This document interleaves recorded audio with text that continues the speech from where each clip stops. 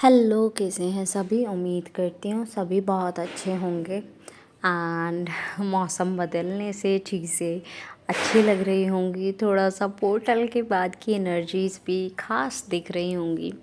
ख़ास कुछ लोगों को ही दिख रही होंगी और कुछ लोगों को ऐसा लग रहा होगा यार क्या ही चेंजेस आए हैं। कुछ भी तो नहीं आए हैं, ऑब्वियसली वही चेंजेस हैं। तो कुछ लोगों का तो यही होगा अभी भी। तो अगर देखी जाएँ चीज़ें तो कुछ ट्विन फ्लेम्स जो हैं वो स्टिल काइंड ऑफ डीप कार्मिक क्लेंजिंग से गुजर रहे हैं। यस, डीप कार्मिक क्लेंजिंग क्यों? बिकॉज़ वो बिल्कुल रूट से उनकी मतलब कर्मास बहुत ज़्यादा हैं। रूट से बिल्कुल कर्मास क्लीन हो रहे हैं। ये मान लो कि लास्ट बर्थ की ही कहानी है और अब शुरू हुई है। तो वो चीज़ें, वो वाली चीज़ें दिखाई दे रही हैं। अब ऐसा तो नहीं होता ना कि हर किसी का जन्म जो है वो 100 साल पुराना, 200 साल पुराना या कई साल पुराना। ये कहने वाली बातें हैं, ठीक है।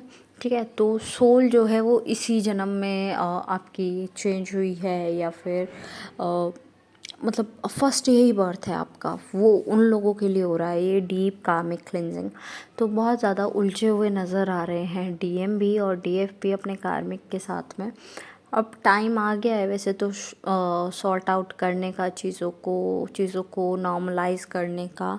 लेकिन ऑब्वियसली वो जो ट्रैप है उससे बाहर निकलना बहुत मुश्किल है। एक काइंड ऑफ रोमांटिक ट्रैप होगा, एक kind of putting you down वाला सीन होगा और मतलब आपको पूरा डाउनफॉल करा कर जाएगा कि हाँ आप कुछ नहीं बचो। पूरा जिसे कहते हैं ना कि हाँ तोड़ देना, वो वाला सीन होगा कुछ लोगों के लिए। लेकिन अगर आप लोगों तक ये मैसेज जा रहा है या फिर कुछ लोगों के नोन में हैं ऐसे लोग, तो प्लीज़ आप उन्हें एटलीस्ट एक सजेशन प्रोवाइड करें कि आप पर्टिकुलरली इस पर्सन पर इतना कम्प्लीटली ट्रस्ट ना करें। ये तो मत कह देना कि ट्रस्ट करना बंद कर दो, नहीं, वो ऑब्वियसली आप पर भड़क जाएंगे। कम्प्लीटली ट्रस्ट नहीं करना चाहिए किसी पर भी। आप इतना समझाएं उन्हें और बाकी थोड़ा सा समझदारी वो दिखाएं तो बहुत अच्छा रह जाएगा। तो चीज़ें थोड़ी नॉर्मलाइज करने की ज़रूरत है इस टाइम पर उन ट्विन फ्लेम्स के बीच में। कुछ नए ट्विन फ्लेम्स भी जुड़ने वाले हैं, यू नो दैट कि जब उन्हें पता चलेगा अवेकनिंग की प्रोसेस शुरू होगी वैसे भी। तो यानी कि कुछ और नए ट्विन फ्लेम्स जो हैं जुड़ने वाले हैं जर्नी से, हीलिंग की जर्नी से।